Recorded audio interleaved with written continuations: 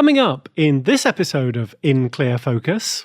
Unless we use it very carefully, AI produces copy that tends to be very generalized because AI is always working from stuff that it has learnt in the past. It can't see into the future.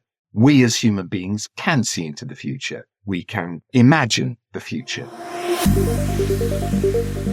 You're listening to In Clear Focus, fresh perspectives on marketing and advertising, produced weekly by Big Eye, a strategy-led full-service creative agency growing brands for clients globally. Hello, I'm your host, Adrian Tennant, Chief Strategy Officer. Thank you for joining us. Effective copywriting can transform a simple message into a compelling narrative that captures attention, builds trust, and drives action. Yet, as marketing channels multiply and audience attention spans shrink, the art of crafting impactful copy has never been more challenging or more critical. Our guest today is an expert in helping professionals master the nuanced craft of copywriting. Alan Barker is the Managing Director of Kairos Training Limited, a specialist consultancy dedicated to developing creativity and communication skills. He runs the Chartered Institute of Marketing's Copywriting Masterclass and is the author of multiple books, including his latest, The Complete Copywriter, the definitive guide to marketing with words, published by Kogan Page, which is our selection for the Big Eye Book Club this month. To discuss the evolving landscape of marketing communication and essential skills for modern copywriters, I'm delighted that Alan is joining us today from Wiltshire in the UK. Alan, welcome to In Clear Focus. Thank you. Thank you very much for having me. Well, you've had a fascinating career path from acting to training to writing. How did your background in theatre influence your approach to copywriting?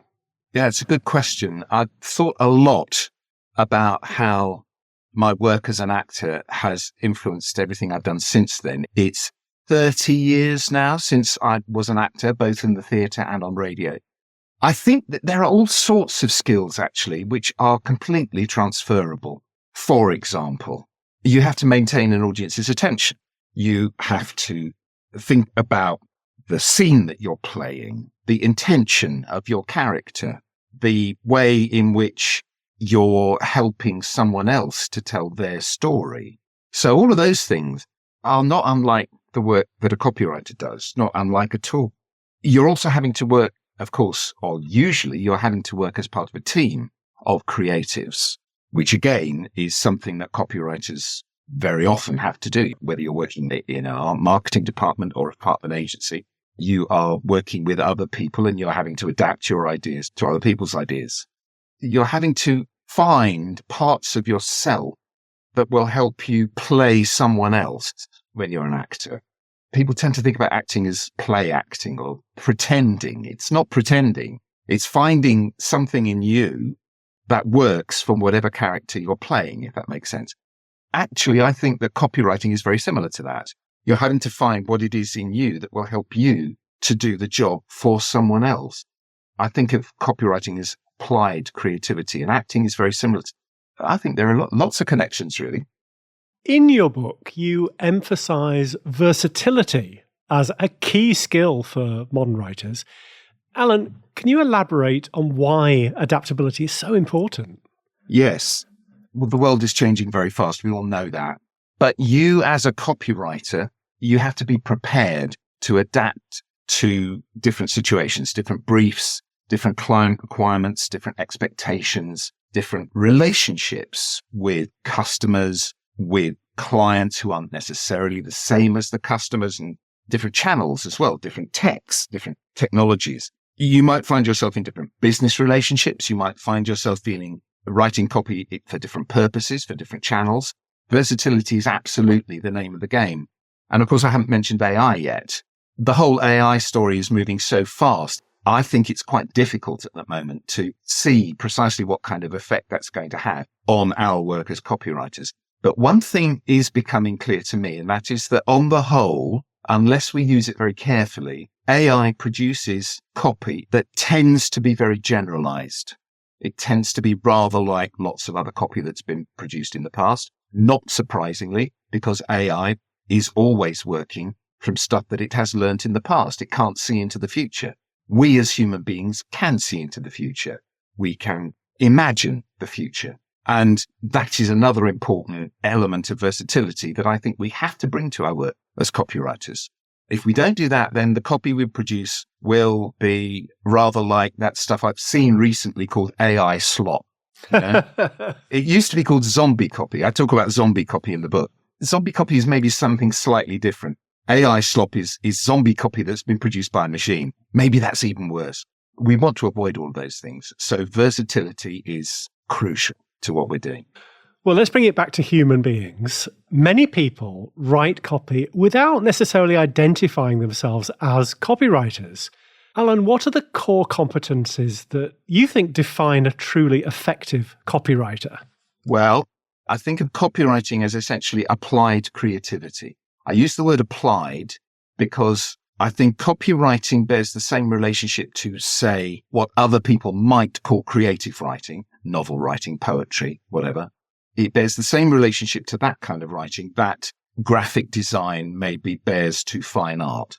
It's creativity applied to a very specific brief, but it is nonetheless a creative endeavor, no question. And we can think of being creative as a process in two stages. So first stage thinking is the thinking we do when we're looking at whatever we're looking at and trying to make sense of it. Second stage thinking is the thinking we do when we're trying to make something new out of that, to create.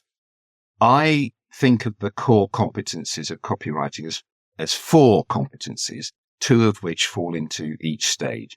There are two at the first stage and two at the second stage. The first one is curiosity.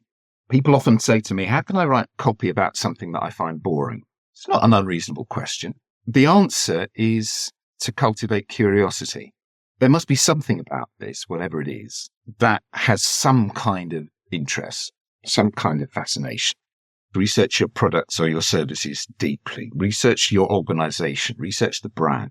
Research customers.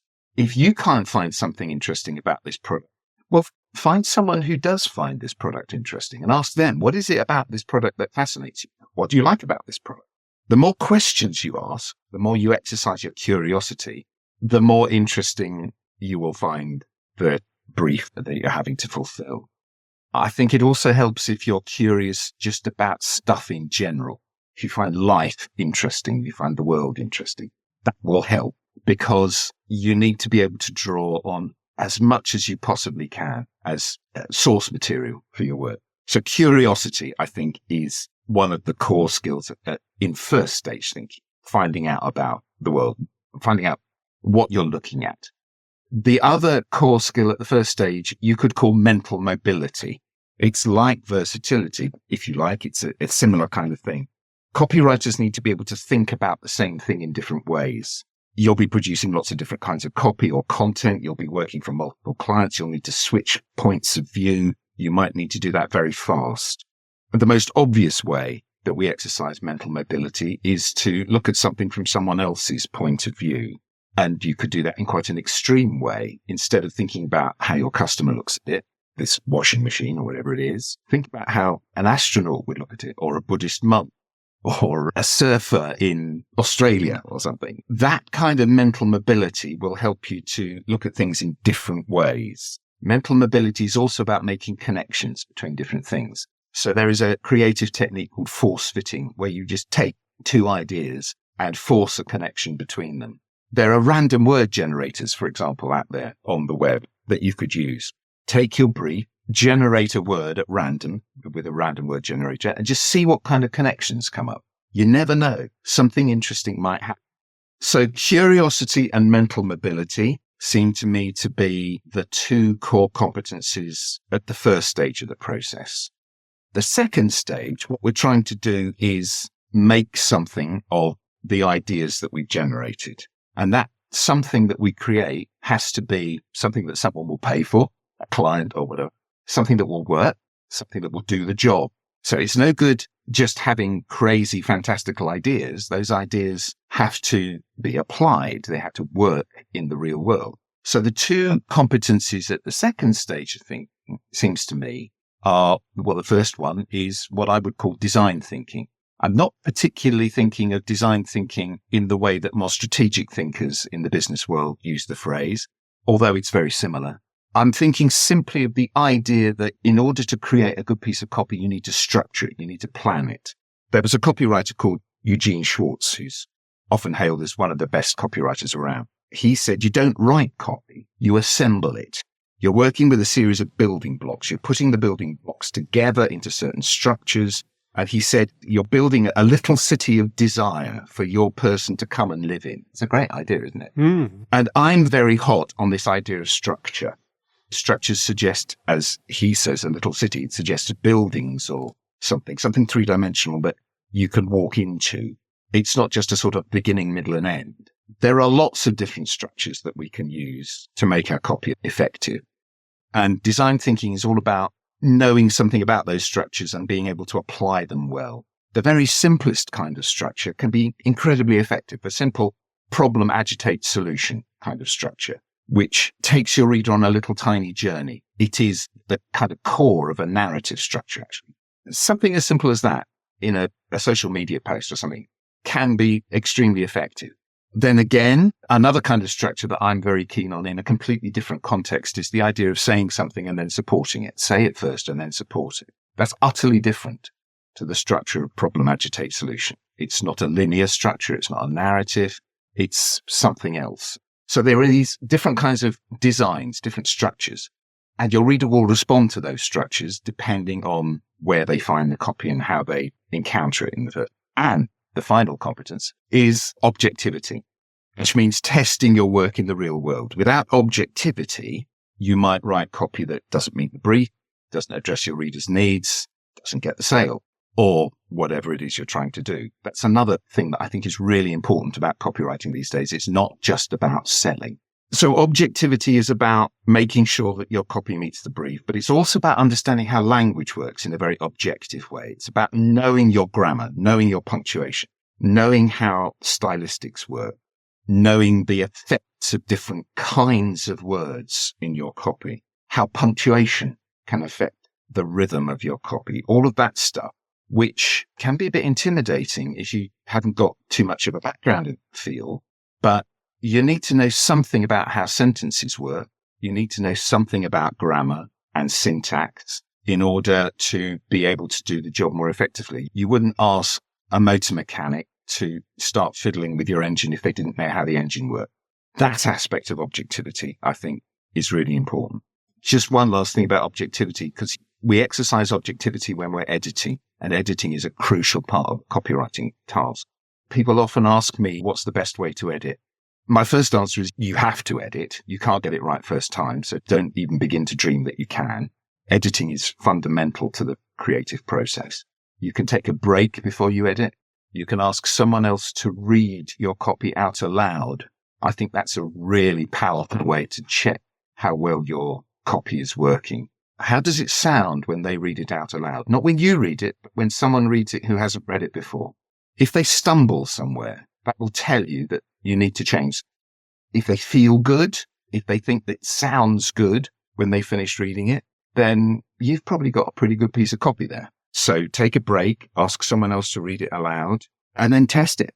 Put it into the world and see how it works. A/B testing is your ultimate test to see how the real readers in the real world are responding to your copy. So 4 core competencies: curiosity, mental mobility, first stage thinking; design thinking, objectivity, second stage thinking. We never perfect any of them. They're all life skills. Have those in your back pocket and work at them one at a time and see how you get on. Great practical advice. Let's take a short break. We'll be right back after this message. Hello, I'm Alan Barker, the author of The Complete Copywriter, the definitive guide to marketing with words, published by Kogan Page. I'll show you how to exercise your creativity, generate powerful ideas, maintain reader attention, and bring your copy to life. You'll also learn how to develop a coherent content strategy, how to survive as a copywriter, and how to nurture a satisfying career. Whether you're a professional writer already, brand manager, or someone who creates content as part of another kind of job, this book will help you to develop the skills to craft compelling, customer-focused copy. As a listener to In Clear Focus, you can save 25% on the Complete Copywriter when you order directly from Kogan Page. Just enter the exclusive promo code BIG-I25 at the checkout. Shipping is always complimentary for customers in the US and UK. I hope my book helps you to become a more versatile, effective, and confident copywriter. Thank you. Welcome back. I'm talking with Alan Barker, the author of this month's Big Eye Book Club selection, The Complete Copywriter. Alan, your book mentions two framing competencies, risk-taking and self-motivation. How did these qualities impact a writer's effectiveness? They are framing competencies. We're talking about applied creativity in the real world. We're talking about practical craft that has a business and a marketing objective. So we need to think about, these two things, risk-taking and self-motivation. What's your attitude to risk when you are doing your work? You might enjoy taking risks, in which case you might be what some people call a type T personality, which puts you in the same category as hang gliders and mountain climbers and gamblers and daredevils and criminal. So risk-taking has this kind of edge to it. Now, I would never, ever suggest, obviously, as a copywriter, that you would do anything that is illegal or immoral, but there will be times when you'll be facing clients or colleagues who have probably quite risk-averse expectations. And you're wanting to try something that's a bit off the wall, and you might have to negotiate. If your gamble succeeds, you get the raise or you get the job or you've made your career or whatever. If it fails, then you might be out on the street. So how are you going to manage the risk? If you don't take some sort of risk, you're going to create a zombie copy. You're going to create a copy that's just like all the other copy that's out. Believe me, there is an awful lot of tired, formulaic copy out there. If you don't take the risk, you're just going to do the same stuff. But if you do take the risk, then you're going to have to think about the possible consequences of it. So there are ways of managing the risk. Testing, doing pilots, small scale campaigns, before you go big. But what you can also do for yourself, inside yourself, is cultivate a certain attitude to risk. Some people call the optimism bias. The optimism bias is a preconception in your mind that you are more likely to succeed than fail in life. So you can imagine the opposite. A pessimism bias is, well, this is never going to work. I'm always a failure. None of us want to be there. Finding the optimism bias might be slightly trickier. Assuming that you're going to be successful at everything you do, rehearsing success. Then when you do fail, what happens? Well, you don't think to yourself, well, there we go. I knew it would fail. You think to yourself, well, that's interesting. Why did that happen? What can I learn from that? How can I do better next time? How can I salvage this situation? Having that kind of bias in the back of your mind helps you to learn from your mistakes, helps you to do better next time. So managing risk is a really important element here, particularly in commercial fields where for all the talk, there's a lot of risk-averse culture around. And I'm not just talking about commercial cultures here. You might well be writing copy in the public sector, people who work for local authorities, for governmental institutions, for NGOs and charities and so on. There's an awful lot of copywriting goes on in those sectors. Those sectors too can be very risk-averse. Finding ways to negotiate that is very important. That brings us to self-motivation. So then think about, well, what is it that's motivating you to do this work? Is it the money? Is it the recognition? Is it the collaboration with other people? Is it the satisfaction of seeing a great piece of work come together and go out into the world? What makes you feel happy when you're working? If you're working on a piece of copy right now, ask the same questions about your reader or your customer, the person who's going to read this copy. What would make them feel happier? What could they do to make themselves feel happier? How could your copy help to increase their stock of happiness? So motivating yourself and motivating a reader are complementary skill. Many creative people tend to be very self-motivated. There's a technical term, it's autotelic. Are you an autotelic person? Sounds like something out of Star Trek. To be autotelic means that you do something for its own sake. You don't do it for the rewards. You don't do it for the salary. You don't do it for the trophy. You do it because it matters, and nothing matters but the buzz of doing it. Some people call it being in the zone. Csikszentmihalyi, of course, called it being in the flow state. If you're in the flow state, then that's the ultimate in self-motivation. You're doing it because you have to do it, because not doing it would be miserable. And when we're in the flow state, we tend to ignore how others are looking at us. We tend to ignore any thought of reward. We tend to ignore, and this can be tricky, we tend to ignore time. People often get quite irritated with creatives because they just have forgotten the fact that there's a deadline. You've got to do this by a deadline. No, I'm too busy. This is too much fun. Don't stop me. Got to exercise objectivity, you see. But if you find yourself in the flow state where this is ultimate level of self-motivation, then you're probably going to produce something very interesting. Of course, you then have to test it objectively. You have to make sure that the structure works. You have to make sure that it's fitting the brief and all of that. So all the time, there's this tension between what motivates you and what you've got to do to meet the brief. That's okay. That's part of the job. Without the self-motivation, you're just going to be a hack. Alan, there's often confusion about the difference between copy and content. How do you define these terms? Good question. The simple answer to your question is provisionally. So I define them provisionally. I'm not absolutely convinced the distinction that I'm making here. I'm still exploring it, but it goes something like this. Your reader is either browsing or searching. If they're online, they'll either be using a browser or they'll be using a search engine. If they're browsing, they're not particularly interested in anything. Your task is to attract their attention and take them somewhere. If they're searching, then they are looking for something, and your task is to give it to them as quickly and clearly as possible. So if they're browsing, they don't quite know what they want. You've got to suggest there might be something here that would be of interest to them, that will be valuable to them, that will be useful to them. And very broadly speaking, that's what copy does. If they're searching, then they're looking for information. They're looking for more information. They're looking for detailed information that will help them make a decision. They're already looking for something. They are searching, right? And that's what content delivers. The distinction is fuzzy, but it goes something like this. Copy sells and content informs. Copy seeks to convert someone from not buying something to being interested in buying. Content generates traffic. Copy seeks to convince the reader to act now. Content guides the reader towards future action. Copy tends to be shorter. Content tends to be more long form.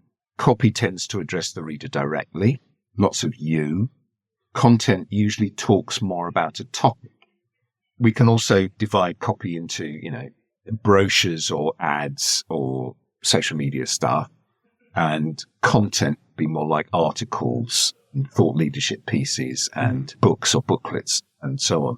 And the copywriters I meet are increasingly writing both copy and content, and they demand different skills, hence the need, once again, for versatility. In the book, you discuss the relationship between those commissioning copy and the copywriters themselves. Alan, what advice would you give to both parties to ensure a successful collaboration? Write a good brief. Next question. It's very hard not to have a brief at all. But I think we often find ourselves walking into the room and a client or a manager says something like, they've got a sheaf of papers and they say, I want you to write some copy for the website. Here's the product information. It's all pretty self-explanatory. Just go and do that. It's very important not to walk away from that conversation. You need more than that. You need to ask a few questions. You need to note down the answers. You may need to motivate the client or the manager to give you those answers, especially if they're someone you might call a subject matter expert or a thought leader. They may not quite understand what you're trying to do. You need to explain that you want to write copy that works as well for them as possible. You don't want to waste their time. You don't want to waste their money. So ask questions like, what do you want this copy to do? Who's the reader for this copy? What do we know about them? Can I go and meet them? What's the benefit we're talking about here? What do you want the reader to do after reading this copy? Is this copy like anything that we've done in the past or you've done in the past? Is there any way you want it to be different?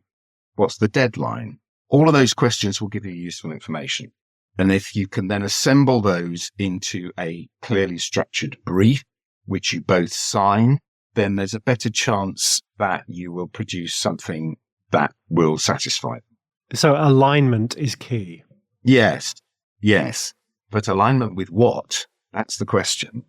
I sometimes talk about the curse of the client. The client may think that what you're trying to do is align with their objectives, but you're not. What you're trying to do is align with the customer's objectives, the client's customer's objective. You see what I mean? So some clients are so concerned with their own problems that they ignore the customer's problems. Sales are down. 60% of customers are still not paying by direct debit. The idiots. Whatever problems are keeping your client awake at night are the ones that your client thinks you, the copywriter, can solve. So you end up with headlines like tomorrow's technology today, or the best just got better. I love those pieces, usually press releases that say things like, we're delighted to announce the appointment of our new head of meaning. And you think, well, whoop-de-doo, who's interested? Apart from the head of meaning and their colleagues. You're not solving your client's problems. Your customer's not interested. You've got to focus on the customer. And it can be quite difficult to get a client to see that because they might think they can't quite see the benefit. Yes, it's all about benefit, but it's benefit for the customer, not benefit for the client. So that's why they've hired you, because you can provide that mental mobility to think about the customer rather than the client's problems. Yeah, have a clear brief and make sure that you're not afflicted by the curse of the client. Alan, what's the one key takeaway you hope readers will gain from The Complete Copywriter? I think I would want the reader to take away the idea that copywriting is a conversation, right? We're moving from interruption marketing to permission marketing. That doesn't mean interruption marketing isn't happening still. Of course it is all over the place. But in the old days, copy was advertising and it was standing there rather like those market traders I used to go and watch when I was a kid in Southeast London in the market. I was fascinated by these guys, all guys, of course. I suppose there must have been some women. I don't remember any. It was mainly blokes, men, shouting their wares in the market. Over here, something really fascinating. And then they would do all the whole spiel about, I'm not asking £3. I'm not asking £2. It was a long time ago. I'll give you half a dozen for 50p. Well, shouting out and attracting attention is interruption marketing. We're moving beyond that because customers are getting wise to it. They got wise to it ages ago. So we need to move towards what Seth Godin calls permission marketing, which means holding a conversation. How are you going to start that conversation with your reader? Yes, you might need to say, over here, something really exciting. But then you've got to do something better than that because your reader's going to go, oh yeah, everyone's saying that. Go away. I've got better things to do. How are you going to establish an ongoing conversation with your customer? We talk about the customer journey, the customer funnel from awareness to buying and then retention and finally advocacy and being an influencer and all that stuff. How are you going to keep that conversation going? That's your task as a copywriter. And that's complicated and everything in the book is about that. So that's maybe the one thing that I'd like people to take away. For listeners interested in learning more about your work or the book, where can they find more information? Well, about this particular book, of course, you can go to the Code and Page website, which will give you full details. And that's where you can also buy the book with generous 25% discount if you know the code. You can also go to my blog. If you Google Alan Barker Adventures in Creativity and Communication, that should bring up my blog fairly high in the ranking. I put articles on there quite frequently, which relate to all of my interests, including all this material about copywriting. So you can also find out more about me and my work there. You can also find out about the training courses that I run. There are course outlines on that blog. I might just also mention that I have another book called How to Improve Your Communication Skills, which is coming out in its 7th edition in May 2025. And that covers communication, not just for writing, but in all sorts of other modes as well, meetings, presentations. The idea of communication as a conversation, which is really, I suppose, one of my core interests. All of that is in my book. Perfect. Alan, thank you very much for being our guest this week on In Clear Focus. Thank you. It's been a great pleasure. Thanks for having me. Thanks again to my guest this week, Alan Barker, the author of this month's featured book, The Complete Copywriter. As always, you'll find a complete transcript of our conversation with timestamps and links to the resources we discussed on the In Clear Focus page at bigeyeagency.com. Just select Insights from the menu. Thank you for listening to In Clear Focus, produced by Big Eye. I've been your host, Adrian Tennant. Until next week, goodbye.